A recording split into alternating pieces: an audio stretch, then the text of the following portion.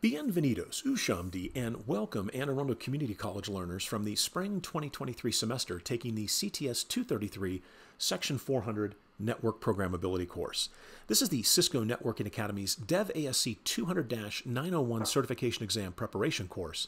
And in this video tutorial, which is a supplement to the material we've been covering in the course, we're going to be pulling together a number of the concepts and technologies that we've talked about, and we're going to roll that into a very, very cool Python Flask web application that's going to leverage RESTCONF and those Yang data models we've talked about to gather up the interface status from an iOS XE device, specifically, in our case, the CSR1kv. And so what are you going to learn how to do in this video?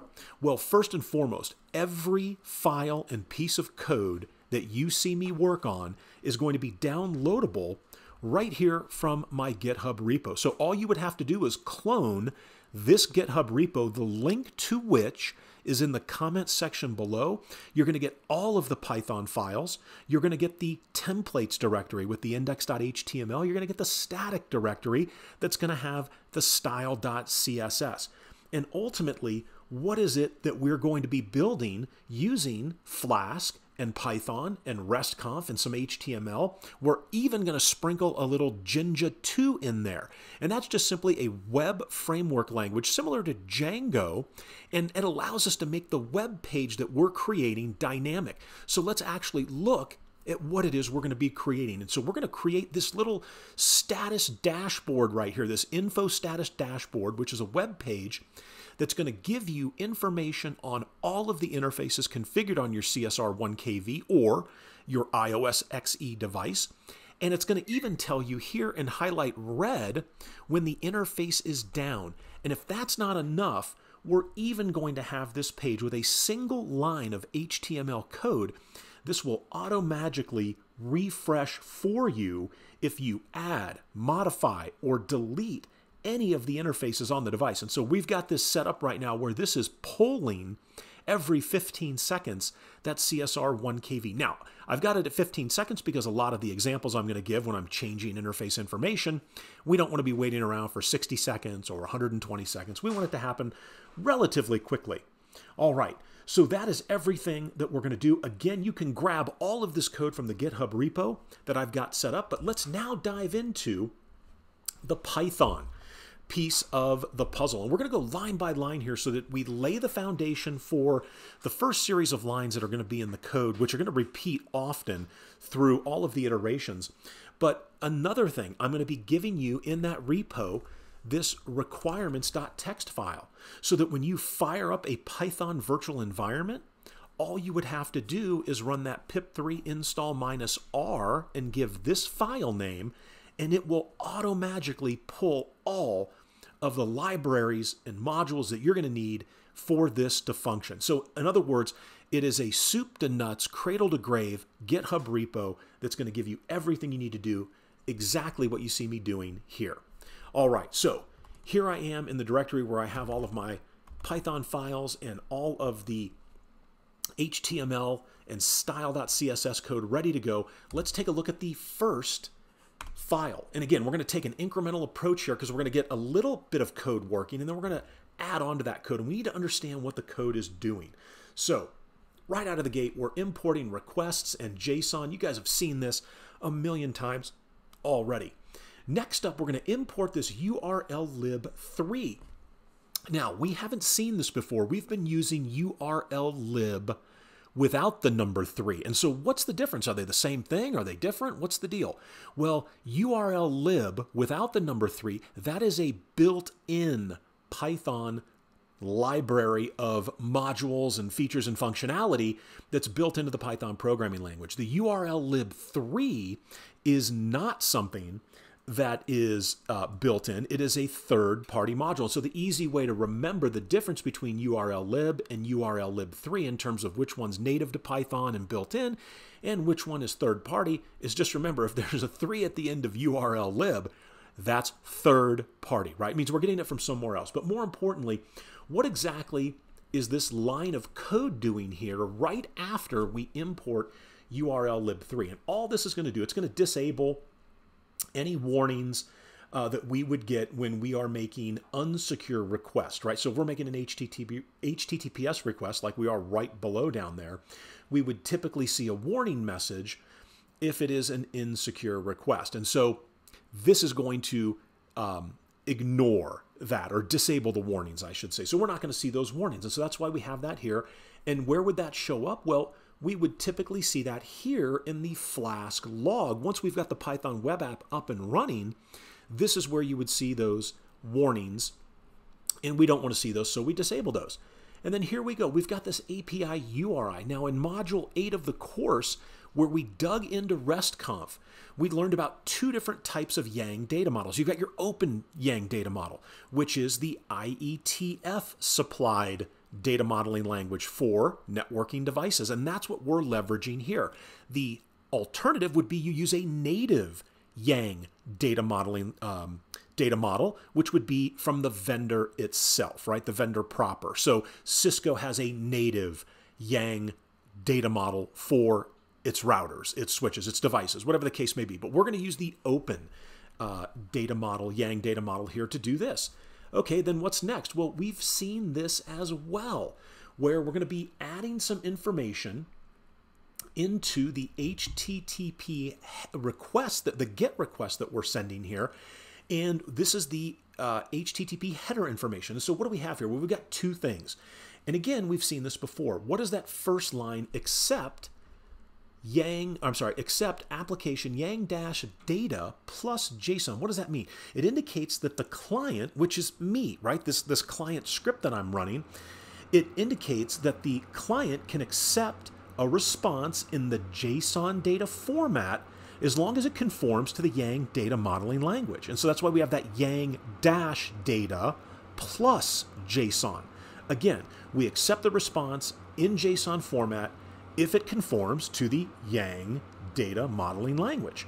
And so we're sending that into the API server, right? Or I should say the CSR1kv that's going to be handling our request. And then we've got this content type, right? And the content type is application Yang-data plus JSON. So it means pretty much the same thing, right, in terms of the Yang data modeling language and the JSON component, but this indicates that the content that we are sending in the request body is in JSON format and it conforms to the Yang data modeling language, which in our case here it does. And then we have a tuple, right? We've got a variable basic auth, and it has a value of this tuple, which is simply username and password for the CSR1kv. So let's come down here. We're going to capture the HTTP response object. We're going to capture that in a variable name called HTTP response. And what is the value going to be? Well, here we use that requests, right, which is the HTTP for humans. We're going to send an HTTP GET request with the API URI, which is the path using HTTPS, the path for the Yang open data modeling language here for network devices, for interfaces specifically. We've got our authentication information. We've got our header information, right, with the accept and content type. And then we've got the verify false. Now, the verify false is simply there so that we're basically disabling the verification process for SSL so that we could make so we're allowing a request that would go to a self-signed certificate, right? Or something with a self-signed certificate, an invalid certificate, even an expired SSL TLS certificate. And so this verify false means, yeah, we're not verifying the SSL certificate on the other end. We don't even care, right? So super important that we have that in there. Okay, and then we're simply going to print out the raw string of text that represents the JSON object. And that's the print statement telling you that, hey, here it is. Now remember, HTTP response, that variable we created, it's just simply an HTTP response object. And that object, just like other objects we might create using a class, has attributes. And one of the attributes is text. And so it's going to give us the raw string of text that represents the JSON object that we have asked the CSR1kv to respond with, and that we're going to be able to see. All right, well, let's go ahead and run this, and let's see what we see. So I'm going to say Python 3, and triple zeros, get interfaces. Because again, we want to make sure that we have this little bit of code working, because then we can build off of this code. So take a look here. What do we get? Well, we get the raw string of JSON data, which is what? It's our IETF interfaces that are on this device, right? Or the IETF interfaces : interfaces Yang data model, which gives us what? It gives us the interfaces configured on the device. And so there's gig1, then there's loopback 1, and then loopback 2. And so we know that this works. And if that works, all right, well now let's go ahead and take a look at the next thing that we would want to do. All right, so now we know that we can successfully connect to that CSR1kv, and we can pull, using the open Yang data model, we can pull the interface information off that device. Let's take the next step here. So let's look at 001-get-ints.py and see what we have in here. Now again, we don't need to rehash all of the code at the top here. We've already gone over that. Now we're just going to add in this little snippet of code down here, because here's what we're going to do. We have a raw string of JSON text, but in order to make that a programmatic, right, or something programmable that we can manipulate, data object in Python, we need to leverage our friend JSON.loads.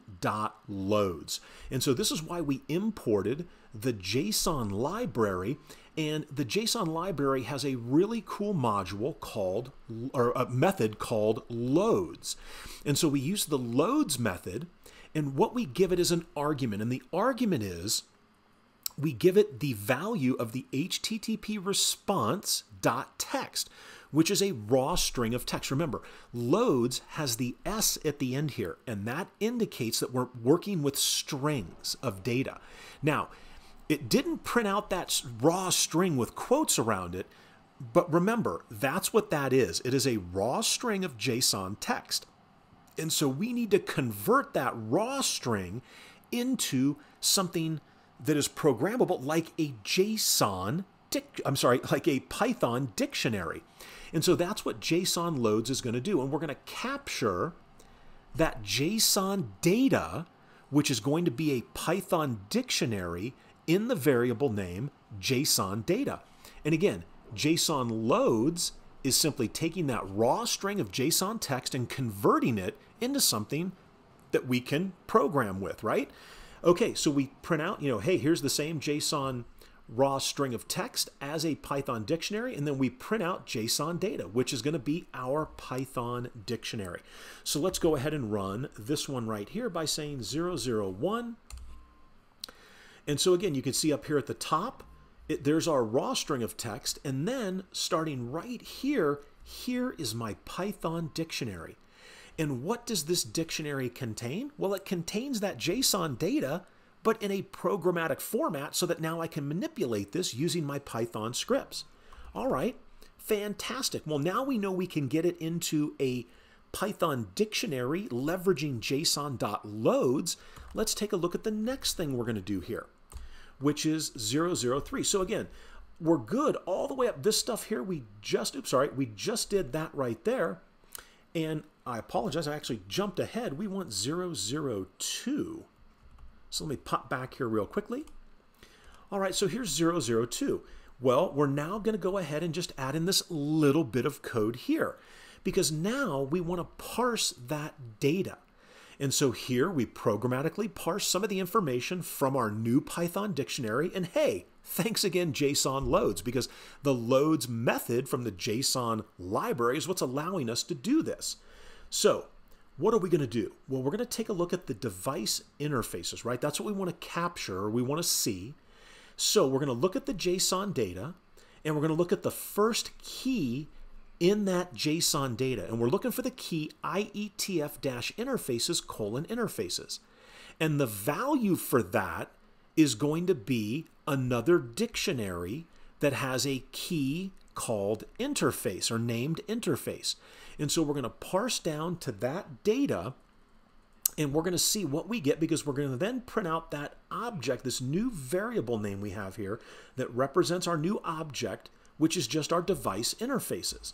Because again, we're leading up to generating the data that we want to go into our web page. So let's run this now. We'll say Python 3.002-ints or -get-ints.py. And here's the information that we're working with. So here's what we got back, right? So if we look above, here is that first key that we were trying to get, which is the IETF-interfaces : interfaces. And so when I said, give me the value for that key, what is the value?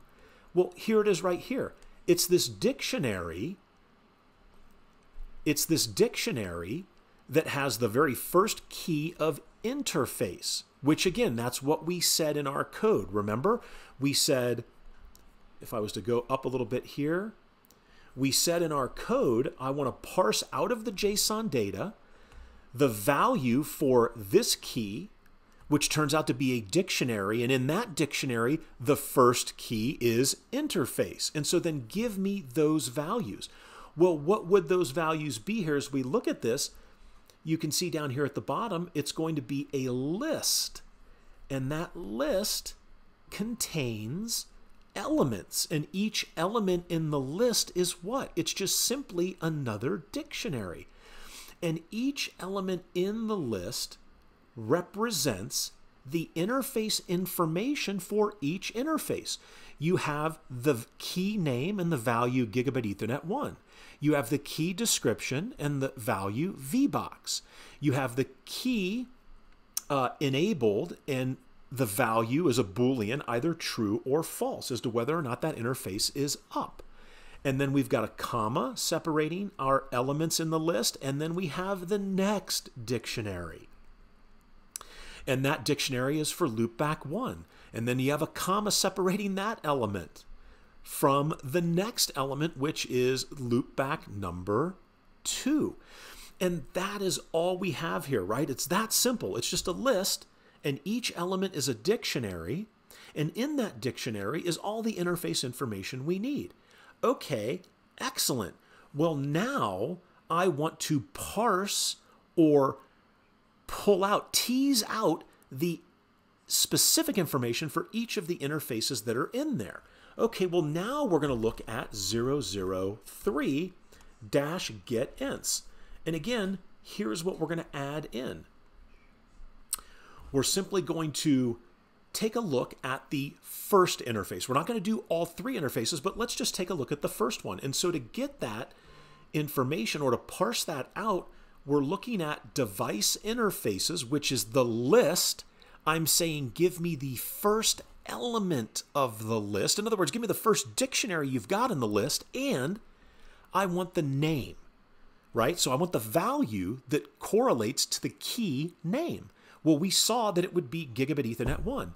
And then I do the exact same thing here. And again, we're using the format method with printing strings. And this is how simple it is to get that information. So give me the interface description. Give me whether or not the interface is enabled, the Boolean true or false.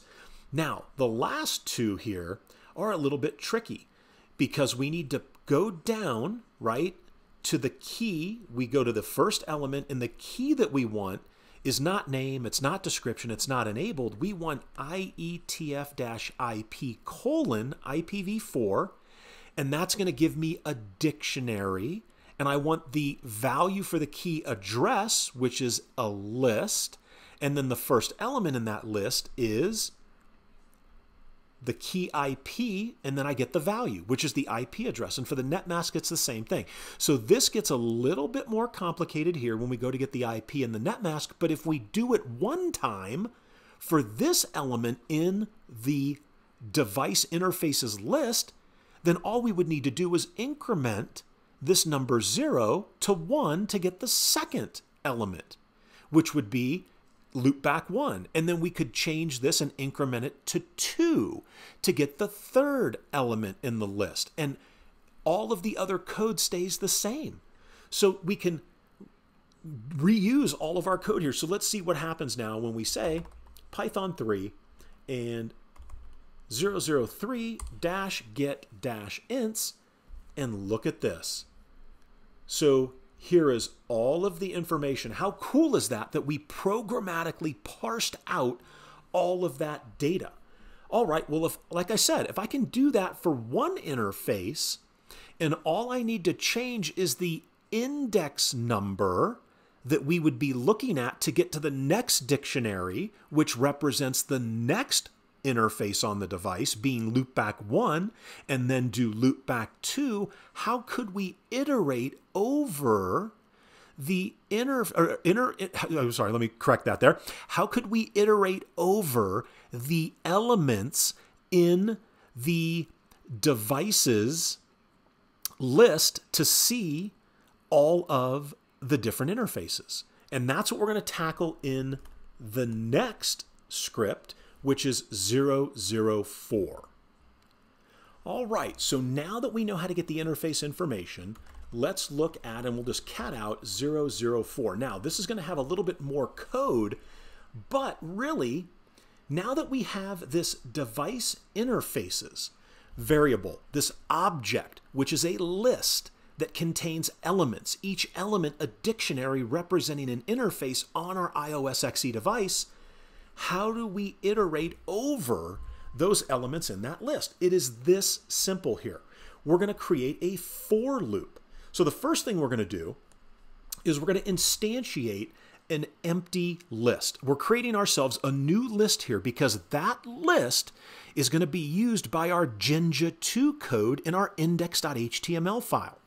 So we create this new list because it's going to hold the tuples that we're going to be giving it.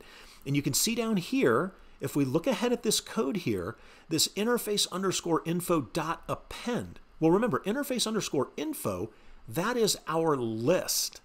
And so that list is simply going to contain tuples. And each tuple is going to have the interface name, the description for the interface, the IP address, the subnet mask, and whether it's enabled or not.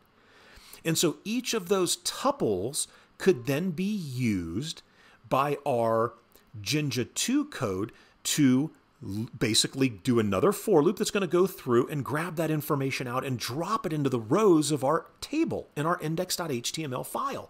And that's how easy this is going to be. But let's talk about the for loop right here. So we say for interface in device interfaces. Remember, device interfaces is just the list that's going to have all of those dictionary elements. Interface is just a temporary placeholder that we use. Think of it as like a temporary variable that we're going to be using inside of the for loop here to check on some things. So what's the first thing that we're going to check for? Well, we're going to look into that device interfaces list, and we're going to check to see is IETF-IP:/IPv4, is that in the list somewhere? And we know that it is because that's the key, that's one of the keys that we were using.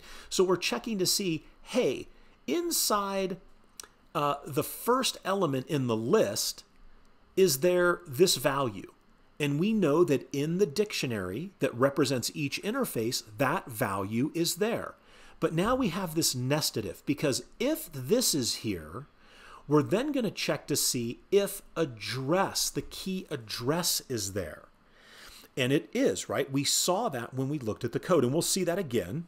And so if this is true, and that is true, then what do?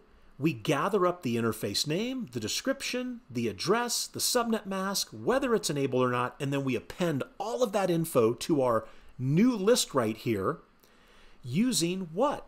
The exact same approach that we used previously, right? And you can see here, we're just going to do interface 0 right now, right? Correction, that is not going to be interface 0. For every element in the list, we are going to go through and pull out all of that information. So let's run this and see what we get. So we would say Python 3 and 004 dash get ints. And so here is, and I apologize for saying it was only the first element. It's not. We're grabbing all of the elements because, again, we're in the for loop. We're iterating over every element in the list, which is a dictionary that represents each interface. So take a look. here is our new list, right? And you can see with the open bracket and then the close bracket. So that's my new list, interface underscore, what did we call it? I actually forgot what we just called that. So it's going to be interface underscore info is the name of that list. And what are the values in here where it's tuples? We'll take a look. The first tuple is what? The first tuple is all of the information, the interface name, the description, the IP address, the subnet mask and dotted decimal notation, and the Boolean true or false is the interface up. Then what's the next tuple?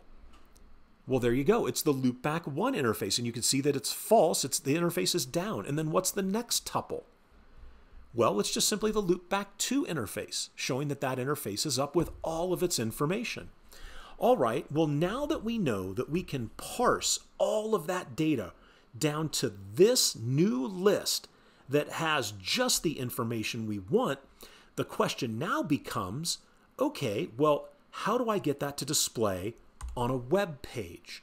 So let's take a look over here, because here I'm actually running the Python Flask Web App. So if I say Control-C to kill that process, we're going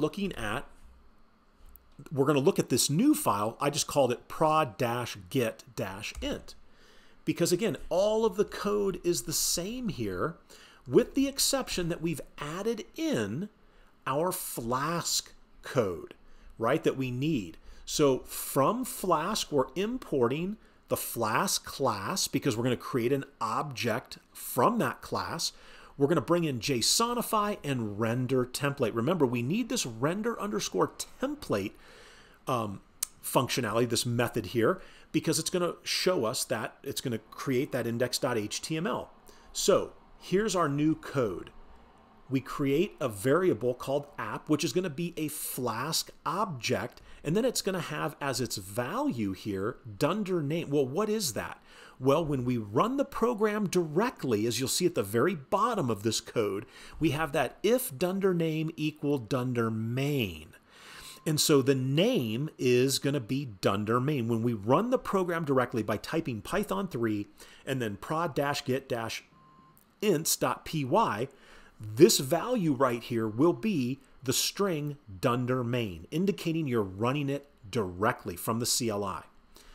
Well, now all we need to do is remember all of that code that we gathered up with getting the interfaces, right? For the GET request and to gather everything up and to give us the interface underscore info list. Well, here we go ahead and we do what Flask does. We create that decorator, right? The icing on top of the function cake, which basically says, hey, if someone accesses my Flask web app and they go to the root of the web hierarchy, which is just the slash. In other words, if you went to www.cisco.com and hit enter, you'd be going to the root of that web site. So when they access the root of the website, we're going to run this function right here, which is called get underscore IP underscore addresses.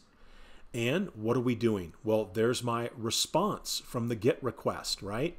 Here's my JSON response I'm going to capture from .loads from the response.text. And again, I changed the names. You could change the names to HTTP response like I did right here, or that I did not do here. Again, in my other files, I put HTTP and then response with a capital R. Here, I'm just using it, keeping it simple. With response, we get the text, and then we grab our interfaces, right, which is going to be from the JSON data, and we're going to parse out that information. We instantiate our empty list, and then we've got all that for code that we just had right there, right down to here. But what are we returning? Well, we want to render a template. And what is the template we're going to render? It's going to be our index.html, which by default is located in the templates directory. And then interface underscore info is going to be assigned the value of interface underscore info. And all we're doing here is setting up Flask and Jinja 2 so that Jinja 2 can use this interface underscore info value. And then we've got our if dunder name equals dunder main. We do our Flask object. We run it.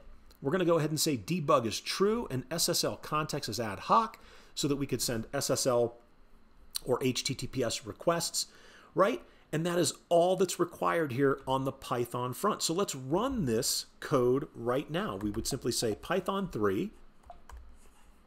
Let me click in there. And we're going to say Python 3 prod-get-ints. Now, when I hit enter, you can see that this is running. But let's take a look at the HTML. So let's go into the templates directory and let's cat out the index.html. So up here at the top, we've got, again, this little file right, or the little title right here that just, router interfaces. And then we've got our heading, and this is what you see as the heading on that web page, CSR1000V router interfaces. We create a table, and the table has rows, and each row has headers. Interface name, description, IP address, subnet mask, and is the interface up or not, right? And so that's how simple this code is. Here is our Jinja 2 code. And what is it doing? Well, it's going to do a for loop. It's going to iterate over the elements in the list interface info. And so this allows us to make our HTML page dynamic. And so for interface in, interface underscore info, on each row of for each interface, we're going to have a row in our table, and that's going to have data that's going to be what? Yeah, give me interface, the value from interface, the value at index position 0 in interface underscore info, and then the value at index position 1 and 2 and 3. And so these 4 little pieces of information for each element in the interface underscore info list correspond to what? The interface name, right? Because we're just pulling the information out of that tuple.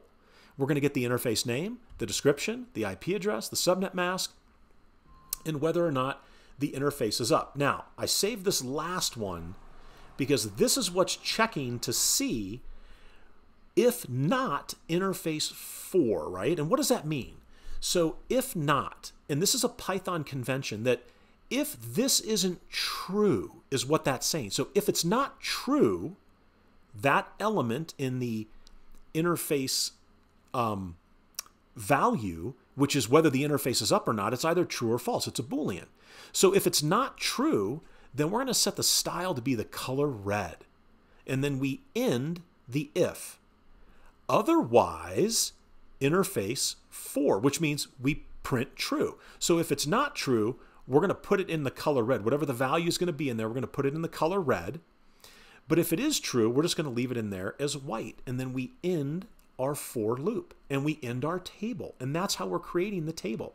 The style.css file, if I was to go into static and then cat out style.css, again, this is how it's kind of formatting things, right? We align our text to the center. With the table, we set our widths for the table data and the table height.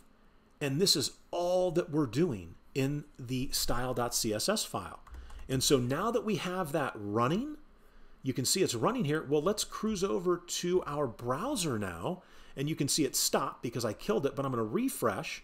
We get the, hey, Firefox, you're going to something that's either self-signed, and yep, it's a self-signed certificate, so we're good to go. We'll say accept and take a look at that. And how cool is that, right? So we've now got this little web dashboard that's going to report to us and auto-magically refresh every 15 seconds. And let me show you the line of code that is making that happen. Excuse me, you can see there that it's been refreshing. And so if I was to pop over here and go to the templates directory and we were to look at the index.html file, here it is right here. We just add this meta tag right here. So if you want to change it to every 60 seconds or 120 seconds, that's the value right there.